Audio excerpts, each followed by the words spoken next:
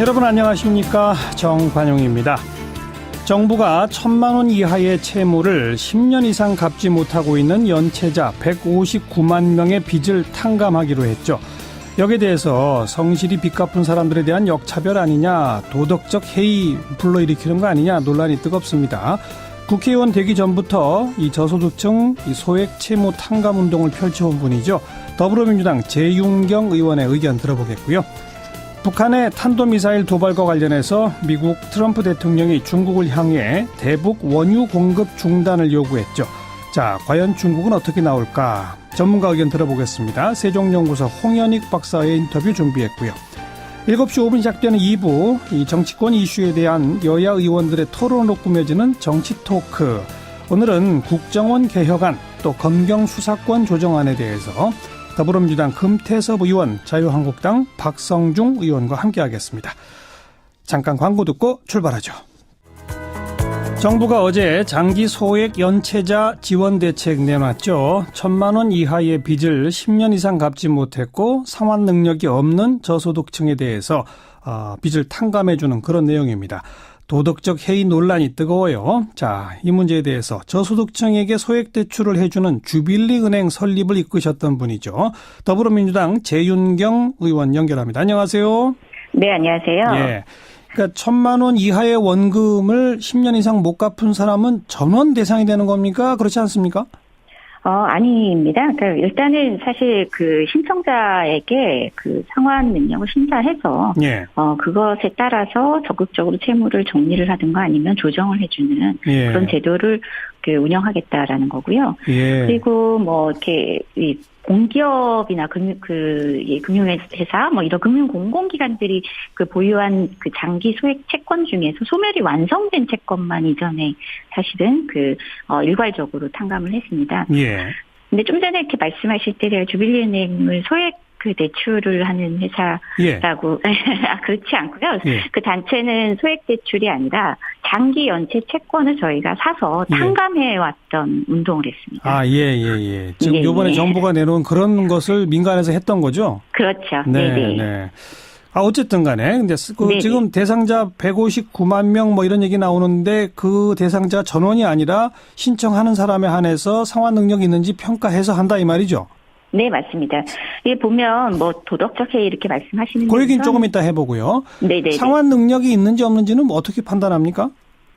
상환 능력 심사는 어쨌든 소득하고 그 기본적인 가족 구성원 옆에 집안의 어떤 생활 여력들을 살피는 거죠. 뭐 다산도 좀 볼 테고요. 자산, 소득 이런 것들. 네. 예, 그런 걸 볼 수밖에 없고요. 근데 사실 그동안 이렇게 장기 연체를 했다는 것이 1,000만 원을 하나도 못 갚은 게 아니고요. 예. 기한 내 갚지 못했기 때문에 이게 연체 상태로 이렇게 오래 지속이 된 거고요. 오히려 장기 연체자들의 경우는 기한 내 갚지 못한 그 과도한 페널티 때문에 1,000만 원 빚을 3,000만 원 갚으신 분도 있고, 그렇죠. 4천만 원 갚으신 분도 있습니다. 그렇죠. 이자가 자꾸 쌓이니까. 예, 그렇죠. 그래서 이게 채권 시장의 그 상환 방식 자체가 굉장히 불합리한 구조가 돼 있기 때문에 이 장기 연체 채무자들의 경우는 어떤 면에서는 굉장히 피해를 보고 있다 이렇게 볼 수도 있습니다. 자, 이런 정책을 통해서 그러면 이 탕감 받으신 분들은 어떤 혜택을 받게 됩니까? 우선 신용 등급 같은 게 올라가나요? 어떻게 되나요?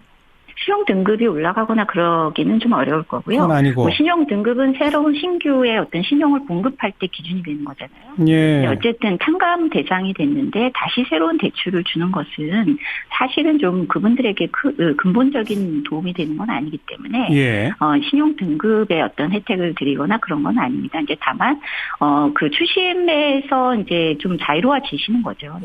그동안 추심 때문에 경제 활동도 못 하거나 아니면 주소 불일치 상태도 굉장히 많습니다. 이런 분들이 이제 정상적인 사회로 복귀할 수 있는 기회가 주어진다고 보시면 좋을 것 같습니다. 알겠습니다. 그런데 조금 아까 언급하려고 하셨던 도덕적 해이 논란이 있습니다.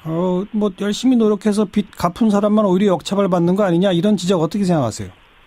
일단 저는 정부가 적극적으로 설명을 해야 될 대목이 바로 거기 있다고 생각하는데요. 그러니까 이게 성실하게 빚을 갚은 사람과 불성실하게 빚을 안 갚은 사람의 이 구분이 아니고 정상적으로 상환이 되고 있는 분들과 상환 불능자에 대한 게 구분이라고 이렇게 오히려 적극적으로 얘기를 해야 되는 거고요. 예. 저는 언론에서 이게 사실은 조금 이렇게 잘못된 이 설명을 하면서 예. 오히려 이 도저히 생활이 안 돼서 채무 상환이 제때 안 되고 그래서 과도한 연체이자로 빚의 늪에서 헤어나오지 못하는 이분들에 대해서 예. 마치 도덕적으로 문제 있는 것으로 이렇게 몰아가는 것은 과도하다 이렇게 생각합니다. 그리고 채권은요 이미 사실은 굉장히 많은 권리를 내포하고 있습니다. 채권을 행사한다는 것은 그 채무자에 대해서 소득조사, 자산조사 이미 다 할 수 있고요. 예. 소득이 있거나 자산이 있으면 다 압류를 통해서 채권을 회수할 수가 있습니다. 그렇죠. 그럼 예. 그런 채권 행사를 다 했음에도 불구하고 빚을 상환하지 못한 상환 불능자들이다. 예. 이런 측면에서 예. 이게 뭐 성실 상환자들과의 형평성 논란이 아니고 예. 오히려 지금 상환이 가능한 정상 채무자들이라 하더라도 예. 어느 날 갑자기 경제적 어려움에 처하게 되면 비인간적인 채권 추심에 노출되는 것이 아니라 아하. 이렇게 채무 조정의 기회가 주어진다. 네. 이렇게 받아들이시는 것이 오히려 좋지 않을까 싶습니다. 상환 불능자다. 불성실이 아니고 그런 네, 거죠? 맞습니다. 예. 네, 맞습니다. 그런데 이제 이런 정책이 몇 년마다 한 번씩 되풀이되면 어떻게든 뭐 소액이라도 대출을 받아서 그냥 계속 뭐 안 갚고 버티다 보면 탕감해 주겠지. 이런 인식이 확산될 우려는 분명히 있는 거 아닌가요? 그 우려는 사실은 두 가지 측면에서 봐야 되는데요.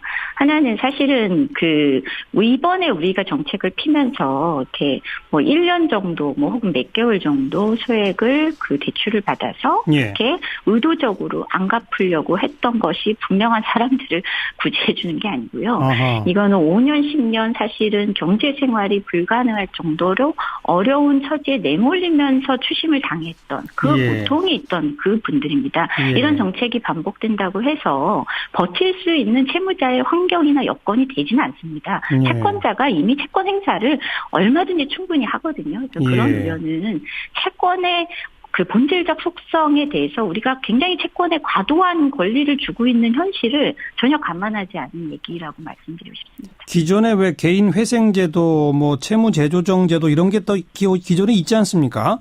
네, 맞습니다. 근데 그 혜택에서도 빠져 있는 분들인가요, 이분들은? 사실은 이제 개인회생제도가 이제 대표적인 채무 재조정 제도고 신보기를 통한 워크아웃 제도가 있긴 한데. 예. 개인회생 제도도 탈락률이 높거든요. 그러니까 너무 여기서도 보수적으로 접근하다 보니까 예. 상환 능력 심사 과정에서 예.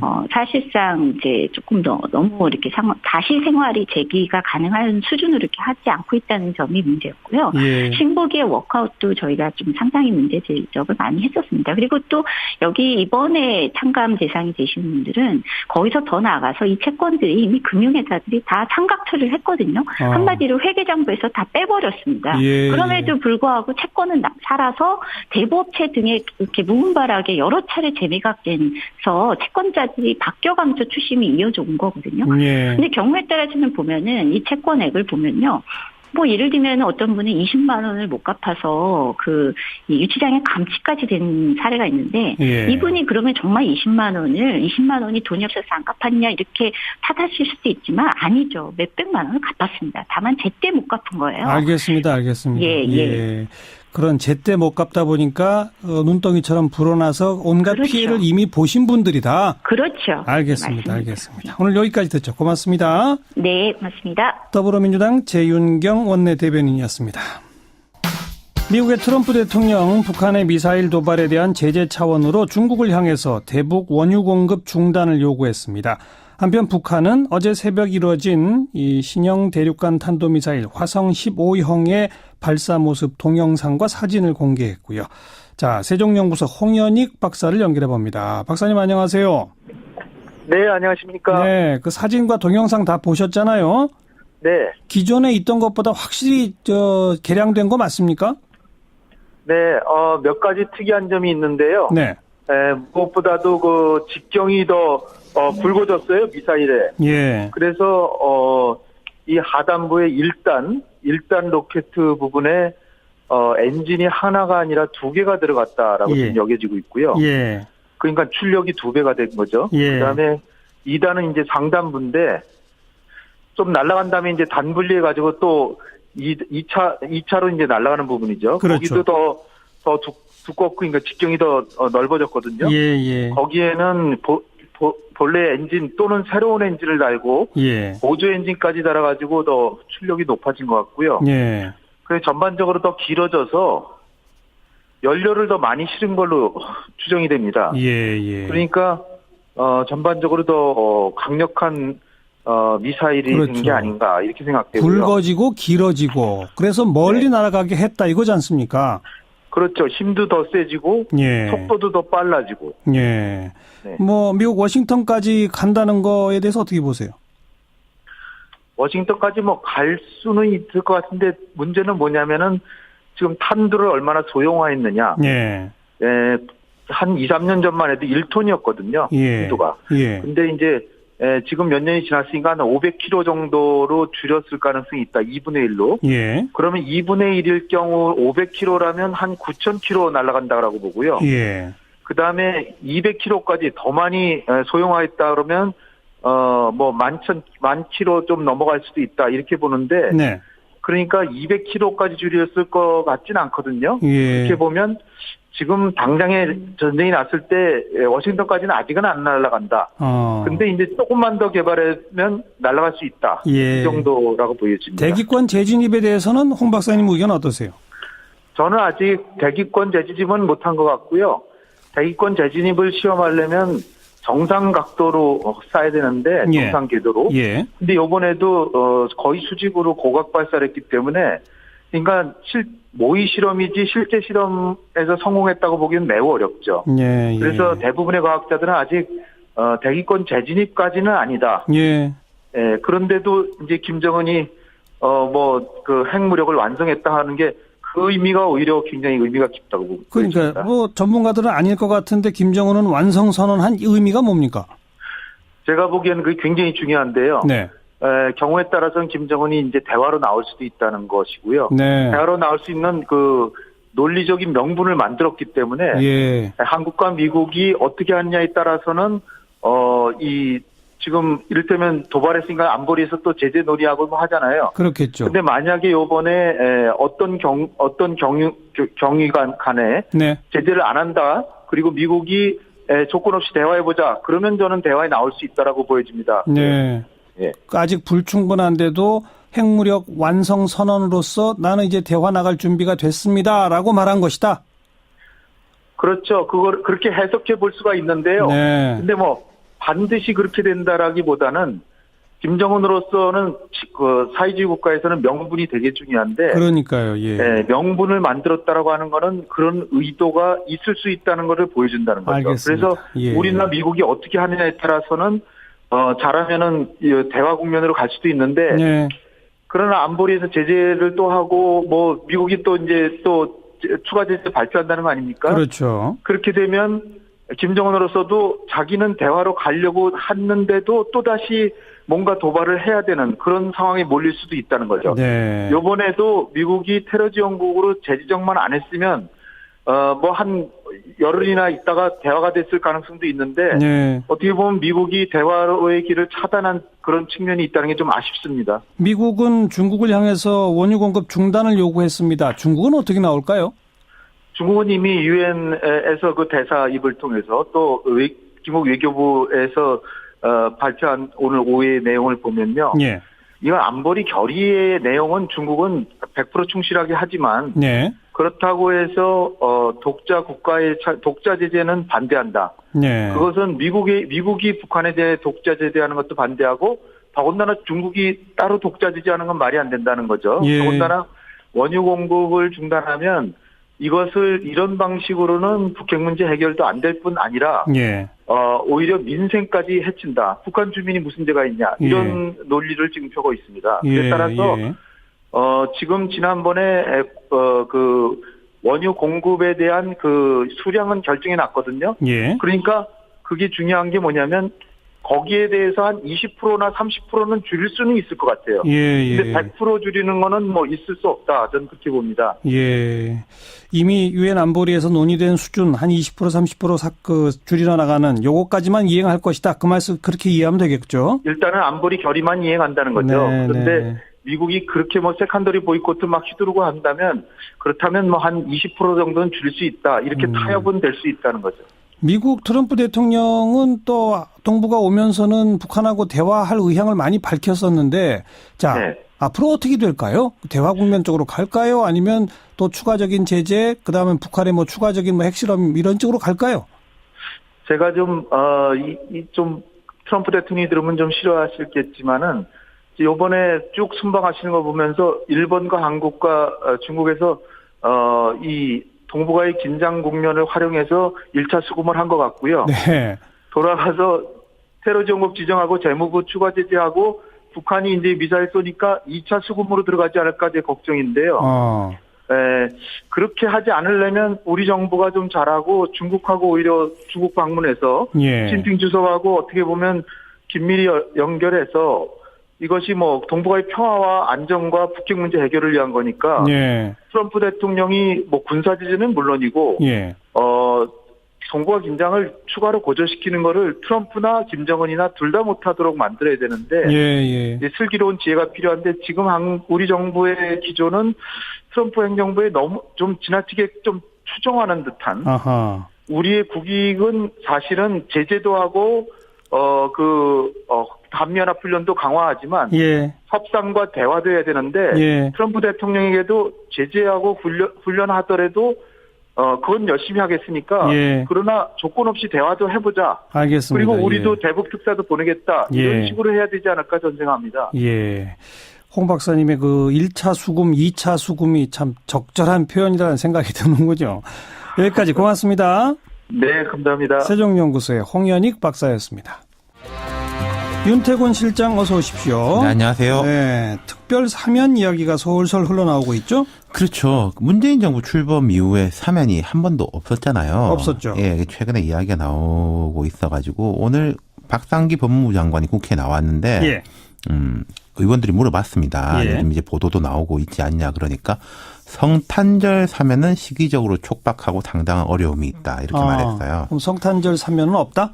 근데 이건 이렇게 해석하는 게 맞겠죠. 성탄절은 촉박한데 그 뒤에는 가능하다. 그 뒤면은 신년이 될 수도 있는 설날이 것이고, 될 수도 있고. 그렇죠. 네. 박 장관이 이제 사면이 없다라고 말을 안 했어요. 검토하지 않고 있다 이런 말을 한 게 아니라, 사면 심사위원 중 임기가 만료된 위원도 있어 구성이 완료되지 않았다. 대상자 선정에도 상당한 검토가 필요하다. 이렇게 말했거든요. 사면법에 따르면은 법무부 장관이 대통령한테 특별 사면을 상신합니다. 그렇죠. 사면 심사위원회 심사를 거치는데, 이게 형식은 법무부 장관이 상신하는 거지만 사실 대통령이 정하는 거거든요. 사면권은 대통령의 고유 권한이기도 하고. 몇몇 사안에 대해서 검토 중이다 이런 보도가 나왔었는데 지금 법무부 장관도 검토는 하고 있다는 거죠. 그러니까. 그렇죠. 말은 그런 겁니다. 결국은 핵심은. 지금 청와대 법무부 주변에서 나오는 이야기는 이런 겁니다. 일단 사드 반대 집회, 세월호 관련 집회, 용산 참사 관련 집회, 제주 해군기지 반대 집회, 밀양 송전탑 반대 집회 참석자들에 대해서는 사면이 검토 중이다. 그 집회 참석해서 나왔어요. 형사처벌 받은 사람들. 그렇죠. 근데 이제 언론의 관심은 정치인이잖아요. 그렇죠. 오늘 또 이제 무슨 질문이 있었냐면은 언론에 보도된 몇 가지 사건과 관련된 사람이 사면 대상에 포함되도록 지시한 바 없느냐 의원들이 이렇게 물어보니까 실무 차원의 검토에 불과하고 실무 차원 검토했다는 뜻이죠. 다 사면에 포함되는 단계까지는 나아가지 않았다. 범위를 정하는 과정이었다. 그 과정을 밟고 있다는 뜻이죠. 지금 논의 중이다. 한마디로. 그렇죠. 언론에 보도된 사건들, 아까 말씀드린 이제 5가지 이제 집회 관련된 거 말고요. 거론되는 사람들이 한명숙 전 총리, 이광재 전 강원지사, 정봉주 전 의원, 한상균 민주노총 위원장, 이석기 전 통합진보당 의원 등등이 이제 오르내리고 있어요. 그런데 이 사람들은 두 부류로 나눌 수 있습니다. 지금 수강 중인 사람하고 형은 다 완료됐는데 피선거권이 박탈된 사람들. 한명숙, 정봉주, 이광재 정치인 3명은 형을 다 치렀죠. 그렇죠. 이 사람들은 이게 피선거권이 박탈돼 있거든요.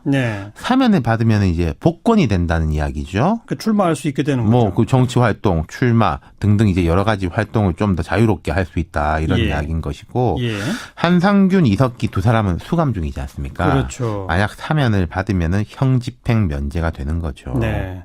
오늘 국회에서 장관을 상대로 질의한 의원들은 사면에 대해서 긍정적인 거예요? 비판적인 거예요? 좀 섞여 있는데요. 예.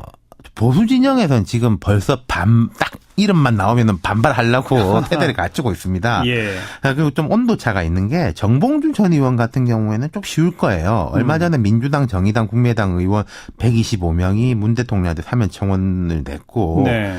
지지난 대선 일이지 않습니까? 그리고 BBK 관련이죠. 그렇죠. 뭐 개인이 비리가 아니고 예. 실형을 달고 나온 지도 한참 됐죠. 예. 근데 뭐 한명숙 전 총리 같은 경우에는 출소한 지 얼마 안 됐고. 근데 한명숙 전 총리나 이광재 전 지사 같은 경우는 개인 금전 관련 비리 문제라서 그렇죠. 또 조금 성격이 다르고. 네. 예. 또 이제 뜨거운 감자는 한상균 위원장하고 특히 이석기 전 의원. 이석기 전 의원은 민중당이 적극적인데 죄목이 이제 내라는 모죄라서 만만치가 않은 것이고. 여기도 좀 경우가 다르죠. 예. 다 사안마다 조금씩 다 다르네요. 네. 그리고 제가 쭉 지금 말씀드렸던 요 사안들을 보면은 주로 여권이나 진보 진영 쪽이에요. 그렇죠. 100%네요. 주로가 아니라. 예. 통상 사면을 할 때 명분으로 내세운 게 뭐 국민통합 이런 거지 않습니까? 좀 균형을 맞추긴 하거든요. 좌우 균형도. 뭐 그렇죠. 진보 보수. 예. 그런 정치적인 고려들도 이제 포함이 될 것 같아요. 어쨌든 이 성탄절 사면이 어려운데 내년 초에는 폭이 어느 정도든 간에는 사면이 되긴 될 가능성이 있고 네. 또 대통령 공약 사항에 뭐 기업인들 하면 잘 안 하겠다 이런 게 있었기 때문에 예. 아까 말씀드린 이제 집회 참석자들은 좀 쉽게 될 것이고 예. 정치인들은 아마 구색 맞추기가 조금 쉽지는 않아 보인다. 보수 쪽에 보면은 박근혜 전 대통령 쪽 뭐 이쪽 국정농단은 지금 진행 중이니까 할 수가 없는 것인 거고 불가능하죠. 지금 딱히 후보자가 별로 없어요. 사면을 해줄 만한 사람들이 예. 그런 게 이제 또 조금 이제 어려운 점이 될 것 같아요. 정봉주 의원 같이 정치적 이유로 수감됐다가 나온 사람은 또 그쪽에는 없잖아요, 아예. 그렇죠. 네. 구색 맞추기 쉽지 않겠는데 네. 결론이 어떻게 날지 지켜봅시다. 수고하셨어요. 감사합니다. 윤태권 실장이었습니다. 시사잡기 1부 마치겠습니다. 7시 5분 2부에 다시 옵니다.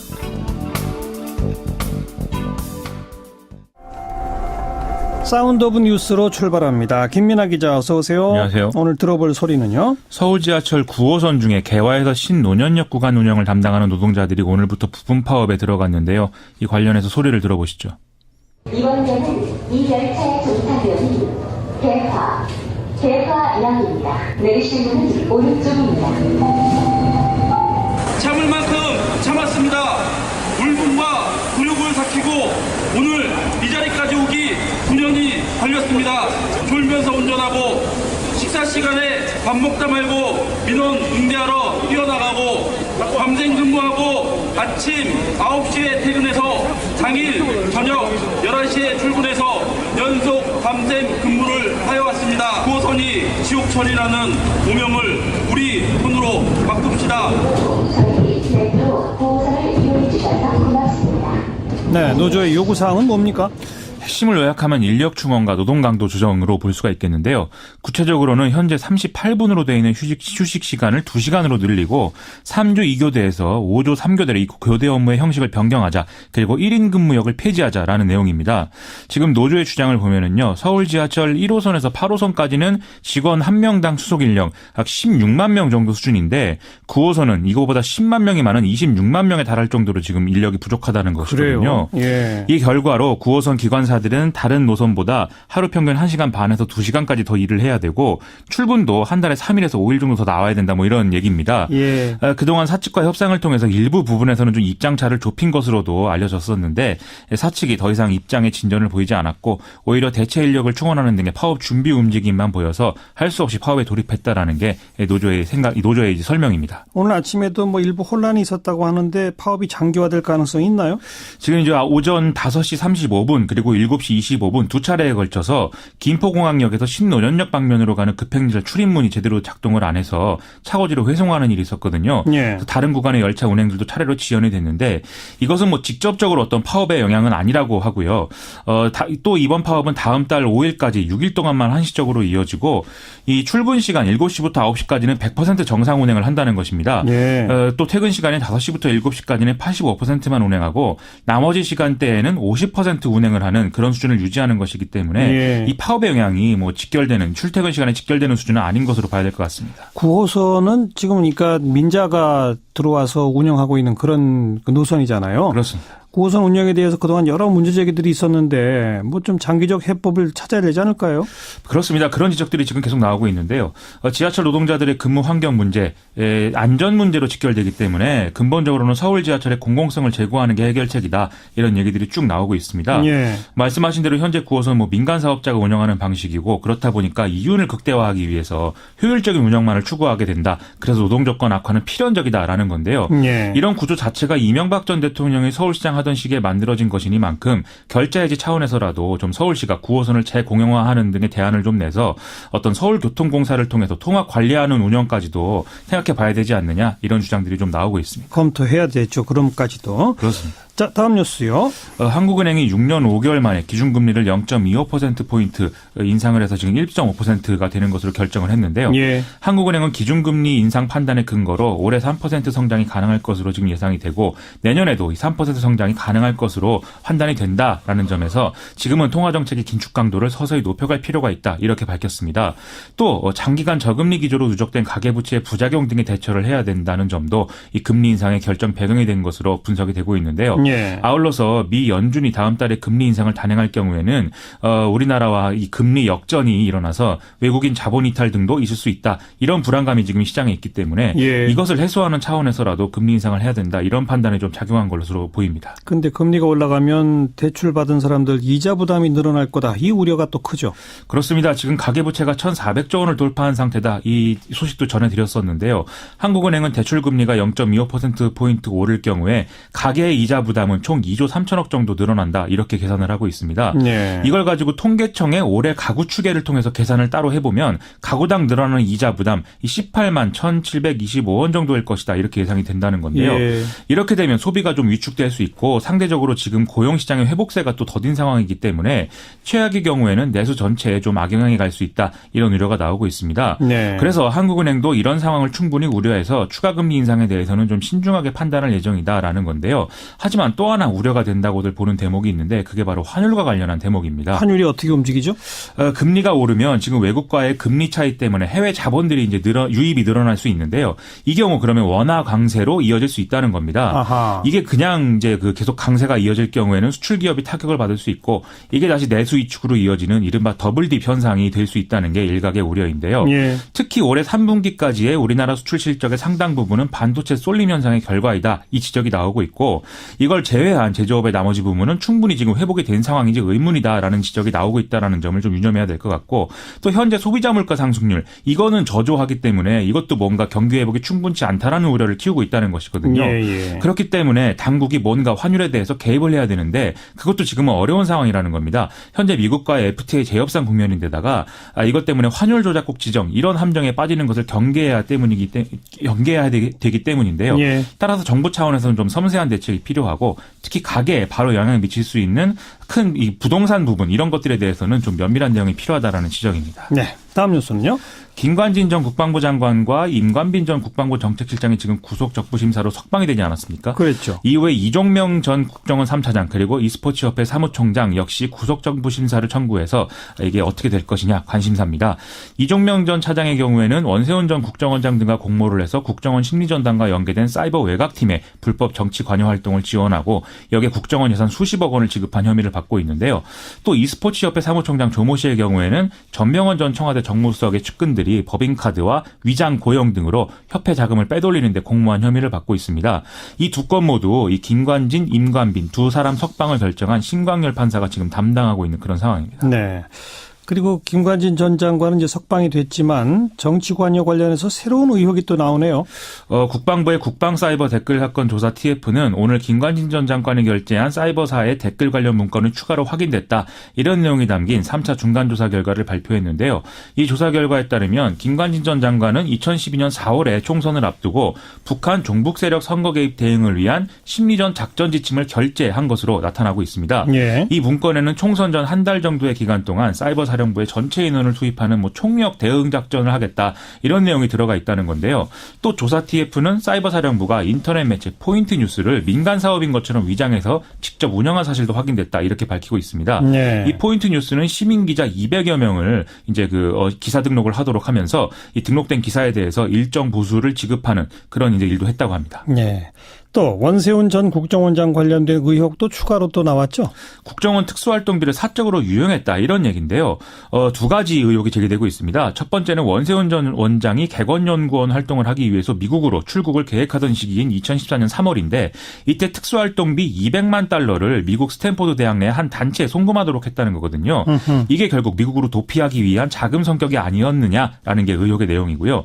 하지만 당시에 출국 금지가 되면서 이 미국 출국 계획은 무산된 바 있습니다. 예. 두 번째는 2010년 7월 달에 10억 원에 가까운 국정원 자금을 들여서 강남구 도곡동의 모 빌딩의 최상층 전체를 주거용으로 꾸미고 고급 집기를 들여놓았다라는 내용인데요.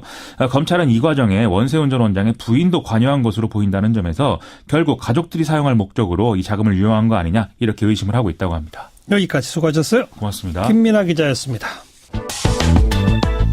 매주 목요일 꾸며드리는 코너 정치 토크입니다. 정치권 이슈들 여야 의원들의 목소리로 직접 들어보고 있죠. 오늘은 검경 사이의 수사권 조정 문제, 또 국정원 개혁안 문제 두 가지 문제에 대해서 토론해 보겠습니다.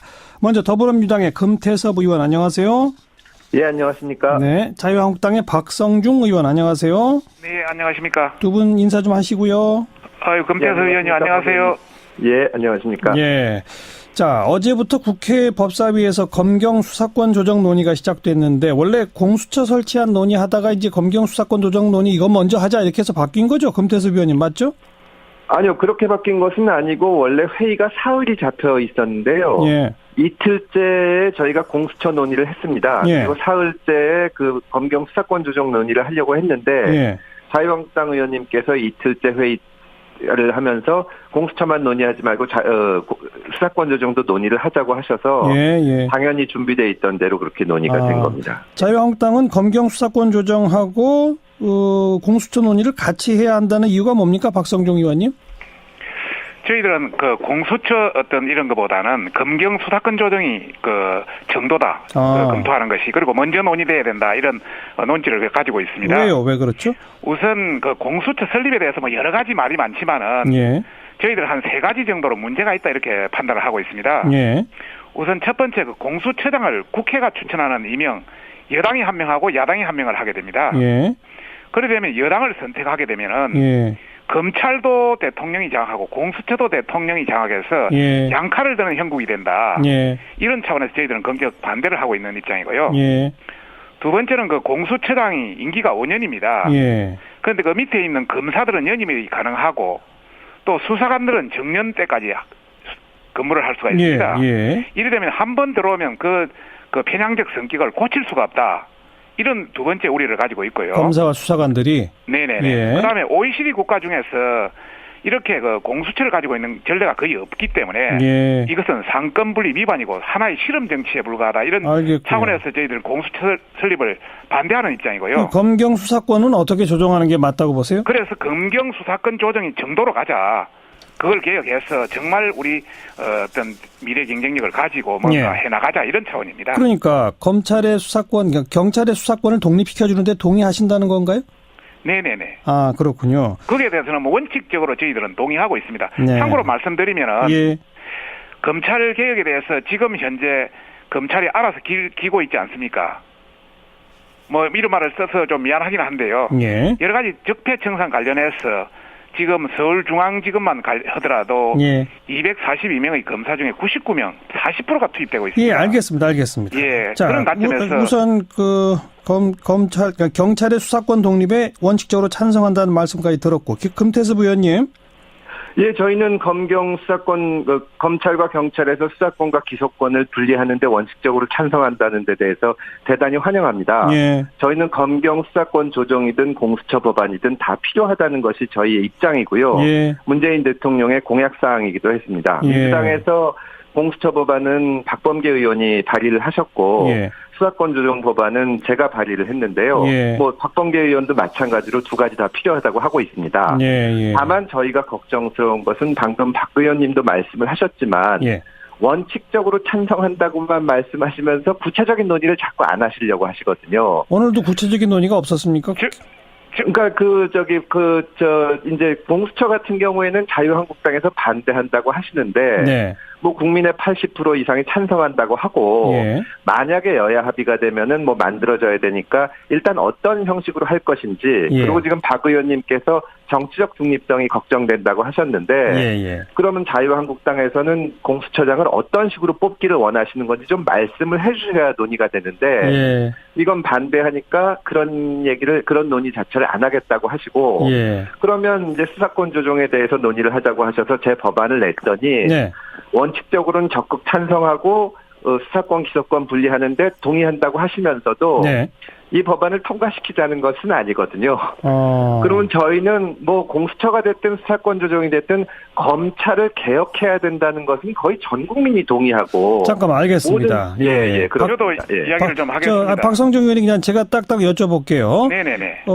수사권과 기소권을 분리한다. 수사권은 경찰이 갖고 기소권은 검찰이 갖는다는 거에 대해서 동의하십니까? 동의합니다. 그러나 그런데 제 말을 한번 들어보시고 그 법을 통과시키는 거에 대해서는 찬성이세요, 반대세요? 아니 제 말을 한번 들어보시고 평가를 해주시기 바랍니다. 우선 우리 금태섭 의원님께서 말씀하시기를 검경 수사권 조정 관련해서 우리 자유한국당이 말을 하지 구체적으로 나가지 않는다 이렇게 이야기를 하는데 저희들은 정부가 말만 검경 수사권 조정 이야기만 하지 구체적인 수사권 방안에 대해 제출하지 않습니다. 법안이 나와 있잖아요, 지금. 나와 있지 않습니다. 그래서 금태섭 의원 법안이 발의되지 않았습니까? 예, 제가 법안을 발의했습니다. 그거 통과하면 되는 겁니다. 잠깐만 제 말을 끝까지 들어보십시오. 예. 구체적으로 만약에 방안을 제시한다면 저희들도 충분히 논할 수 있는데 방안만 제시하고 와서 구체적 논의를 하지 않는다는 게 저희들의 불만이고요. 예. 두 번째는 지금 현재도 수사 개시권은 경찰이 가지고 있습니다. 예. 수사 종결권만 검찰이 가지고 있습니다. 예. 이 수사 종결권 관계를 경찰을 달라는 그런 차원인데 이 관련해서는 수사기관을 미국과 FBI 어떤 국가 우리 수사처를 만들든지 아니면 일본 방식으로 일부의 어떤 수사 권한을 검찰이 가지던 방식인데 어떤 구체적인 게 나와야 되는데 이런 것까지 나오지를 않고 그냥 원칙적으로만 자꾸 이야기를 하고 있기 때문에 저희들도 답답한 겁니다. 박 의원님. 네네. 금태섭 의원이 대표 발의한 법안은 보셨죠? 네네. 그 법안에는 구체적 내용이 들어가 있지 않나요? 크게 구체적인 내용이 들어있질 않습니다. 지금 의원님들께서 이야기는 해놨는데 그것을 올려서 어떤 선상의 법사위라든지 이런 선상에 올려서 구체적으로 논의를 해야 되는데 지금 적극성은 부족합니다. 말만 아니요. 박 의원님께서 제 법안을 말씀을 하셔서 저도 말씀을 드리지 않을 수가 없는데요. 지금 정부에서 법무부나 그런 데서는 공수처 논의도 하고 차제는 수사권 조정 논의도 하겠다고 하고 있는데요. 그와 상관없이 제 법안이 완성된 형태로 올라 있고 여기에 대해서 찬성을 하신다든지 아니면 어떤 보완점이 필요하신다든지 얘기를 하면 당연히 국회에서 법이 통과가 되는 것이고요. 사실은 지금 외국 사례를 많이 말씀하시는데 미국, 영국, 프랑스, 독일, 일본 저희가 생각할 수 있는 그런 나라들에서는 모두 수사기관은 경찰입니다. 경찰이 수사를 하는데 수사를 하는 기관은 인권 침해 소지가 있을 수도 있고 또 이제 수사권이 워낙 강력하다 보니까 정치적 편향성 문제가 있을 수도 있어서 뒤에서 켰어요 미사일에. 그래서 이 하단부의 1단 로켓 부분에 엔진이 하나가 아니라 2개가 들어갔다라고 지금 여겨지고 있고요. 그러니까 출력이 2배가 된 거죠. 그다음에 2단은 이제 상단부인데 좀 날아간 다음에 이제 단분리해가지고 또 2차로 이제 날아가는 부분이죠. 거기도 더 두껍고, 그러니까 직경이 더 넓어졌거든요. 거기에는 본래 엔진 또는 새로운 엔진을 달고, 보조 엔진까지 달아가지고 더 출력이 높아진 것 같고요. 그래서 전반적으로 더 길어져서 연료를 더 많이 실은 걸로 추정이 됩니다. 그러니까, 전반적으로 더 강력한 미사일이 된 게 아닌가 이렇게 생각되고요. 굵어지고 길어지고 그래서 멀리 날아가게 했다 이거지 않습니까? 그렇죠. 힘도 더 세지고 예. 속도도 더 빨라지고. 예. 네. 뭐 미국 워싱턴까지 간다는 거에 대해서 어떻게 보세요? 워싱턴까지 뭐 갈 수는 있을 것 같은데 문제는 뭐냐면은 지금 탄두를 얼마나 소형화했느냐. 예. 예. 한 2, 3년 전만 해도 1톤이었거든요. 예. 탄두가. 예. 근데 이제 지금 몇 년이 지났으니까 한 500km 정도로 줄였을 가능성이 있다. 2분의 1로. 예. 그러면 2분의 1일 경우 500km라면 한 9,000km 날아간다라고 보고요. 예. 그다음에 200km까지 더 많이 소형화했다 그러면 뭐 10,000km 좀 넘어갈 수도 있다. 이렇게 보는데 네. 그러니까 200km까지 줄였을 것 같지는 않거든요. 예. 이렇게 보면 지금 당장에 전쟁이 났을 때 워싱턴까지는 아직은 안 날아간다. 근데 이제 조금만 더 개발하면 날아갈 수 있다. 예. 이 정도라고 보여집니다. 대기권 재진입에 대해서는 홍 박사님 의견 어떠세요? 저는 아직 대기권 재진입은 못한 것 같고요. 대기권 재진입을 시험하려면 정상 각도로 쏴야 되는데 정상 궤도로. 예. 근데 이번에도 거의 수직으로 고각 발사를 했기 때문에 그러니까 모의 실험이지 실제 실험에서 성공했다고 보기는 매우 어렵죠. 예. 그래서 대부분의 과학자들은 아직 대기권 재진입까지는 아니다. 예. 예. 그런데도 이제 김정은이 그 핵무력을 완성했. 여러분 안녕하십니까? 정관용입니다. 정부가 1,000만 원 이하의 채무를 10년 이상 갚지 못하고 있는 연체자 159만 명의 빚을 탕감하기로 했죠. 여기에 대해서 성실히 빚 갚은 사람들에 대한 역차별 아니냐, 도덕적 해이 불러일으키는 거 아니냐 논란이 뜨겁습니다. 국회의원 되기 전부터 이 저소득층 소액 채무 탕감 운동을 펼쳐온 분이죠. 더불어민주당 재윤경 의원의 의견 들어보겠고요. 북한의 탄도미사일 도발과 관련해서 미국 트럼프 대통령이 중국을 향해 대북 원유 공급 중단을 요구했죠. 자, 과연 중국은 어떻게 나올까? 전문가 의견 들어보겠습니다. 세종연구소 홍현익 박사의 인터뷰 준비했고요. 7시 5분 시작되는 2부, 이 정치권 이슈에 대한 여야 의원들의 토론으로 꾸며지는 정치 토크. 오늘은 국정원 개혁안, 또 검경 수사권 조정안에 대해서 더불어민주당 금태섭 의원, 자유한국당 박성중 의원과 함께하겠습니다. 잠깐 광고 듣고 출발하죠. 정부가 어제 장기 소액 연체자 지원 대책 내놨죠. 1,000만 원 이하의 빚을 10년 이상 갚지 못했고 상환 능력이 없는 저소득층에 대해서 빚을 탕감해주는 그런 내용입니다. 도덕적 해이 논란이 뜨거워요. 자, 이 문제에 대해서 저소득층에게 소액 대출을 해주는 주빌리 은행 설립을 이끄셨던 분이죠. 더불어민주당 재윤경 의원 연결합니다. 안녕하세요. 네, 안녕하세요. 예. 그러니까 1,000만 원 이하의 원금을 10년 이상 못 갚은 사람은 전원 대상이 되는 겁니까? 그렇지 않습니까? 아닙니다. 그러니까 일단은 사실 그 신청자에게 그 상환 능력을 심사해서 예.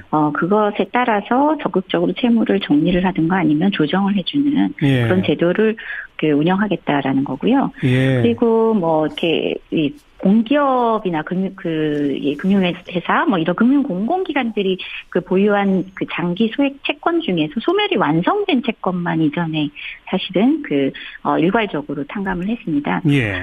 근데 좀 전에 이렇게 말씀하실 때 제가 주빌리은행을 소액 그 대출을 하는 회사라고 그렇지 않고요. 예. 그 단체는 소액 대출이 아니라 장기 이게 성실하게 빚을 갚은 사람과 불성실하게 빚을 안 갚은 사람의 이 부분이 아니고 네.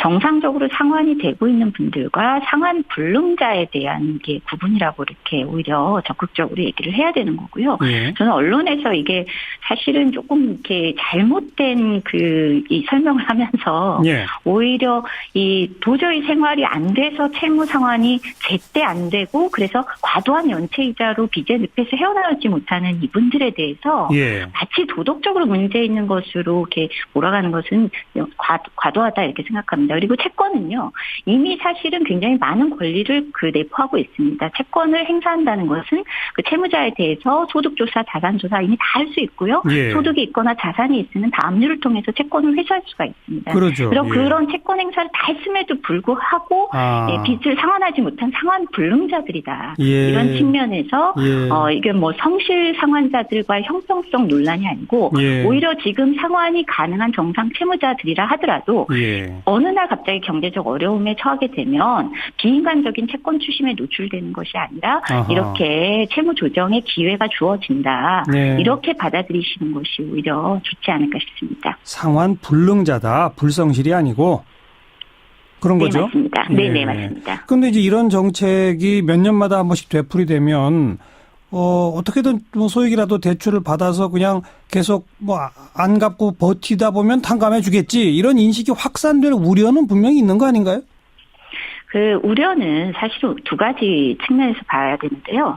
하나는 사실은 이번에 우리가 정책을 피면서 이렇게 뭐 1년 정도 뭐 혹은 몇 개월 정도 소액을 대출을 받아서 예. 이렇게 의도적으로 안 갚으려고 했던 것이 분명한 사람들을 구제해 주는 게 아니고요. 아하. 이거는 5년, 10년 사실은 경제 생활이 불가능할 정도로 어려운 처지에 내몰리면서 추심을 당했던 그 예. 고통이 있던 그 분들입니다. 예. 이런 정책이 반복된다고 해서 버틸 수 있는 채무자의 환경이나 여건이 되지는 않습니다. 예. 채권자가 이미 채권 행사를 얼마든지 충분히 하거든요. 그래서 그런 예. 우려는 채권을 저희가 사서 탕감해왔던 운동을 했습니다. 예. 지금 이번에 정부가 내놓은 그런 것을 민간에서 했던 거죠? 그렇죠. 네. 어쨌든 간에, 근데 지금 대상자 159만 명 뭐 이런 얘기 나오는데 그 대상자 전원이 아니라 신청하는 사람에 한해서 상환 능력이 있는지 평가해서 한다 이 말이죠? 네, 맞습니다. 보면 뭐 도덕적 해이 이렇게 말씀하시는 그 얘기는 조금 이따 해보고요. 네네. 상환 능력이 있는지 없는지는 어떻게 판단합니까? 상환 능력 심사는 어쨌든 소득하고 기본적인 가족 구성원 옆에 집안의 어떤 생활 여력들을 살피는 거죠. 뭐 자산도 좀 볼 테고요. 자산, 소득 이런 것들. 네. 예, 그런 걸 볼 수밖에 없고요. 그런데 사실 그동안 이렇게 장기 연체를 했다는 것이 1,000만 원을 하나도 못 갚은 게 아니고요. 예. 기한 내 갚지 못했기 때문에 이게 연체 상태로 이렇게 오래 지속이 된 거고요. 오히려 장기 연체자들의 경우는 기한 내 갚지 못한 과도한 페널티 때문에 1,000만 원 빚을 3,000만 원 갚으신 분도 있고. 그렇죠. 4천만 원 갚으신 분들이 있습니다. 그렇죠. 이자가 자꾸 쌓이니까. 예, 그렇죠. 그래서 이게 채권 시장의 상환 방식 자체가 굉장히 불합리한 구조가 돼 있기 때문에 이 장기 연체 채무자들의 경우는 어떤 면에서는 굉장히 피해를 보고 있다 이렇게 볼 수도 있습니다. 자, 이런 정책을 통해서 그러면 이 탕감 받으신 분들은 어떤 혜택을 받게 됩니까? 우선 신용 등급 같은 게 올라가나요? 어떻게 되나요? 신용 등급이 올라가거나 그러기는 좀 어려울 거고요. 그건 아니고. 신용 등급은 새로운 신규의 어떤 신용을 공급할 때 기준이 되는 거잖아요. 예. 어쨌든 탕감 대상이 됐는데 다시 새로운 대출을 주는 것은 사실은 좀 그분들에게 근본적인 도움이 되는 건 아니기 때문에 신용 등급의 어떤 혜택을 드리거나 그런 건 아닙니다. 이제 다만 추심에서 이제 좀 자유로워지시는 거죠. 그동안 추심 때문에 경제 활동도 못 하거나 아니면 주소 불일치 상태도 굉장히 많습니다. 이런 분들이 이제 정상적인 사회로 복귀할 수 있는 기회가 주어진다고 보시면 좋을 것 같습니다. 알겠습니다. 그런데 조금 아까 언급하려고 하셨던 도덕적 해이 논란이 있습니다. 뭐 열심히 노력해서 빚 갚은 사람만 오히려 역차별 받는 거 아니냐 이런 지적 어떻게 생각하세요? 일단 저는 정부가 적극적으로 설명을 해야 될 대목이 바로 거기 있다고 생각하는데요. 본질적 속성에 대해서 우리가 굉장히 채권에 과도한 권리를 주고 있는 현실을 전혀 감안하지 않은 얘기라고 말씀드리고 싶습니다. 기존에 왜 개인 회생제도, 뭐 채무 재조정제도 이런 게 또 기존에 있지 않습니까? 네네, 맞습니다. 근데 그 혜택에서도 빠져 있는 분들인가요, 이분들은? 사실은 이제 개인회생제도가 이제 대표적인 채무 재조정 제도고 신보기를 통한 워크아웃 제도가 있긴 한데 개인회생 제도도 탈락률이 높거든요. 그러니까 너무 여기서도 보수적으로 접근하다 보니까 상환 능력 심사 과정에서 사실상 이제 조금 더 너무 이렇게 다시 생활이 재기가 가능한 수준으로 이렇게 하지 않고 있다는 점이 문제였고요. 신보기의 워크아웃도 저희가 좀 상당히 문제 지적을 많이 했었습니다. 그리고 또 여기 이번에 탕감 대상이 되신 분들은 거기서 더 나아가서 이 채권들이 이미 금융회사들이 다 상각처리를 했거든요. 한마디로 회계장부에서 다 빼버렸습니다. 그럼에도 불구하고 채권은 살아서 대부업체 등에 이렇게 무분별하게 여러 차례 재매각돼서 채권자들이 바뀌어가면서 추심이 이어져 온 거거든요. 근데 경우에 따라서는 보면은 이 채권액을 보면요. 뭐 예를 들면 어떤 분은 20만 원을 못 갚아서 이 유치장에 감치까지 된 사례가 있는데 예. 이분이 그러면 정말 20만 원이 돈이 없어서 안 갚았냐 이렇게 탓하실 수도 있지만 아니죠. 몇백만 원을 갚았습니다. 다만 제때 못 갚은 거예요. 알겠습니다. 예. 그런 제때 못 갚다 보니까 눈덩이처럼 불어나서 온갖 그렇죠. 피해를 이미 보신 분들이다. 그렇죠. 알겠습니다. 오늘 여기까지 듣죠. 고맙습니다. 네, 고맙습니다. 더불어민주당 재윤경 원내대변인이었습니다. 미국의 트럼프 대통령 북한의 미사일 도발에 대한 제재 차원으로 중국을 향해서 대북 원유 공급 중단을 요구했습니다. 한편 북한은 어제 새벽 이루어진 이 신형 대륙간 탄도미사일 화성 15형의 발사 모습 동영상과 사진을 공개했고요. 자, 세종연구소 홍현익 박사를 연결해 봅니다. 박사님 안녕하세요. 네, 안녕하십니까. 네, 그 사진과 동영상 다 보셨잖아요. 네. 기존에 있던 것보다 확실히 개량된 거 맞습니까? 네, 몇 가지 특이한 점이 있는데요. 네. 무엇보다도 그 직경이 더 굵어졌